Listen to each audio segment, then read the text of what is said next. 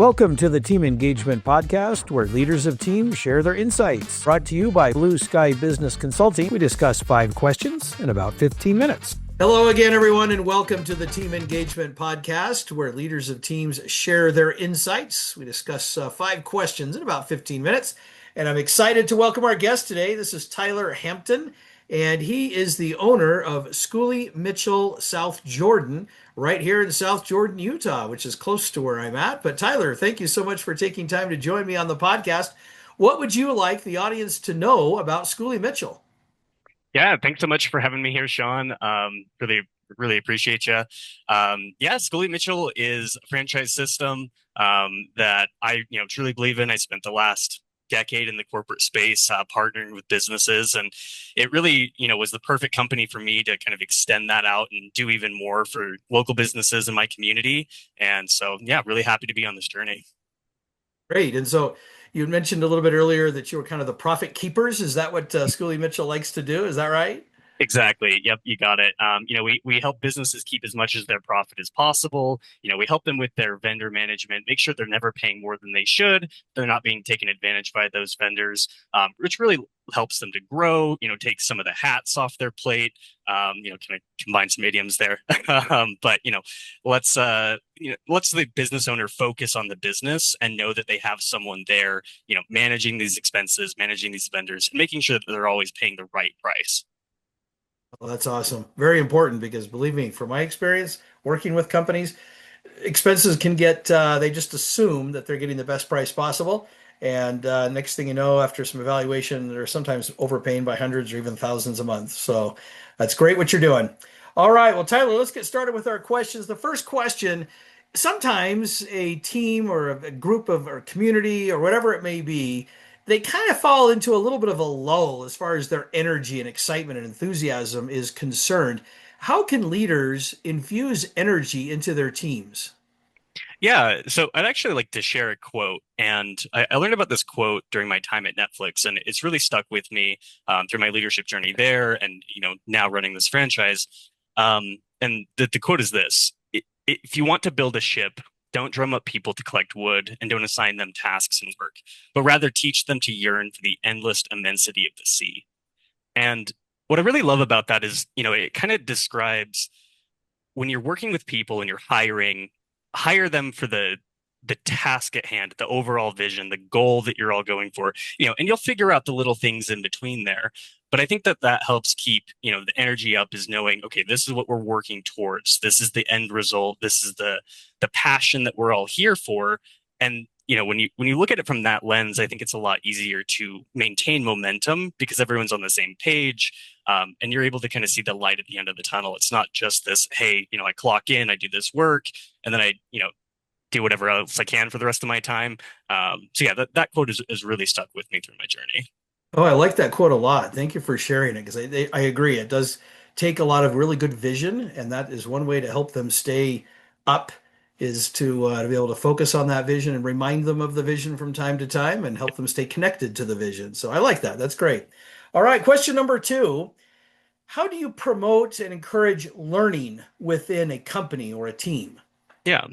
Well, I think, to go back on the concepts of that quote, over time, there's going to need to be new things that the group needs to elevate to, right? And so I think promoting learning, whether that is courses, conferences, a class that someone wants to take, I kind of take the approach that if someone who's working with me, they will identify when they need to learn that, right? They will identify, hey, I don't know enough about this. And so I've always encouraged, if there's something that you think will help you with the end, get to that end result, do it. And if there's a way that, I can compensate for that or, help make that easier from a time perspective, that's very important, because continuous learning is always going to be a focus. And I think that, in any business, the skill sets and things like that, the world changes so fast. You look at everything with AI now, people who are using AI are going to be significantly ahead of those who aren't. So someone learning how AI works and what it can actually do, I think it's a valuable use of time to dedicate to continued education. I like that. Making time and space and budget, if necessary, available to help Exactly. them learn. I love that. That's great. All right. Question number 3. Share one tip for effective delegation. Yeah. I think, delegation should be extremely clear of what the end result is, right? I can say, hey, I have this project and I need this deliverable by this time and be very clear about it. I'm not as concerned about how they get there. Um, but if that comes along where someone says, hey, you're expecting this of me and I don't know how to get to that point, we can have a conversation about that. And I also think that that ties into I would never delegate something that I'm not able to do myself, because if I can't guide them to that, being a leader is, taking someone on the journey with me. It's not just expecting them to figure it out in a silo, by themselves. So I think being very clear about what the end result is and then figuring out the pieces of that. I trust the folks that I work with to come to me when they hit any roadblocks. When something is delegated, but I think just being extremely clear at the beginning and then letting them figure it out as they go is the best way. I like that, and I agree with you. It's easy sometimes to just say, "Go do this," and then not provide any guidance along the way, and that can be a mistake if it's not done the right way. So I love that. That's great. Question number four. Now, sometime we kind of talked about this just a little bit in the first question, Yeah. but how do you effectively communicate vision and purpose to your team? You mentioned it earlier about how important it is to communicate that to your team to help them stay out of the energy lapse, so to speak. But how do we do that? How do we effectively communicate that vision and purpose to the team?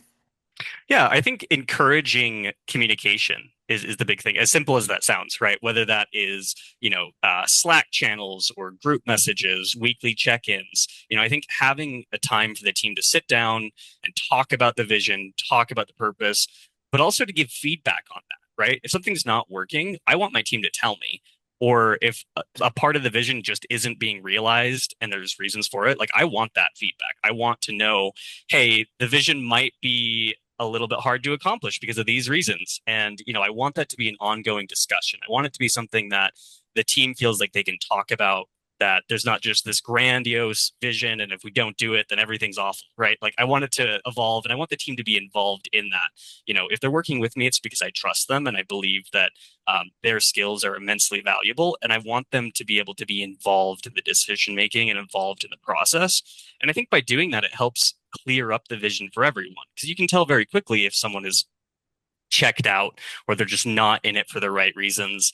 And, that's not a problem on either end. Maybe they're better suited for something else or a different role or things like that. But I think constant communication, checking in, creating an environment where, communication and feedback is encouraged is the best way to do that. Oh, I like that. Very good. All right. Question number five, our last question. Yeah. Tell us about your first job. Yeah, so my first job, 17, is a carpenter who would go to conferences and build these big booths for companies. Oh, And wow. they would be these, there would be pallets and you'd come in and you'd construct all the pallets and then they'd do the conference and then you come back in and you take it all down. And, that was my first paycheck ever. That was my first experience into the world. And it was kind of that construction moment where you show up at 7 a.m., you leave at 7 p.m. I had never known blisters like that in my life. But it taught me the value of seeing a project, completing it by a deadline, watching what that project had achieved for that vendor and being able to see how great it was for them to be able to put on that show and do it in a space that you helped contribute to, and then come back in and pull it all back down and make sure that the space you left was exactly like it was when you started. And so I'm very grateful for the time that I had with that. It was a very short thing. It was, just a few weeks, but, it really taught me a lot of lessons. And then, I moved on to the next teenage job, which was McDonald's. And that was a very different world, but I'll I'm very bet. grateful for the time at doing that. I'll bet that was a very satisfying. I know I'm referring to the construction. I'm Yes. sure McDonald's was too. No disrespect to McDonald's. It's just more that, kind of that creation process Yeah. and then taking down and that completion that you get to see in really a pretty short amount of time, a day or three or four, or whatever it may be. I thought that was very rewarding. Well, very good. Tyler, thank you so much for taking time to be on the podcast today. How can people find you? Yeah, so you can find me on LinkedIn, Tyler Hampton, Facebook as well. schooleymitchell.com/office/Hampton will also get you to me. But yeah, anyone who's in the local business community would love to have a chat, even if it's just a one-on-one to learn more about your business. But yeah, thank you so much, Sean. This has been great. Oh, you're very welcome. And thank you. And thanks to all of you who are watching or listening to the Team Engagement Podcast. We appreciate it very much. And thanks also to all of those who have been guests in the past, as well as the future guests we're going to have. I always appreciate these discussions to learn a little bit more about how we can all be more effective leaders of teams. So thanks to everyone and have a great day. This is Sean Richards with the Team Engagement Podcast, where leaders of teams share their insights. For more ideas, go to teamengagementpodcast.com. We also invite you to follow or subscribe to our podcast wherever you may be listening or watching. Is your business thriving? Go to tbs-score.com to find out. Thanks for joining us today. Have a great day.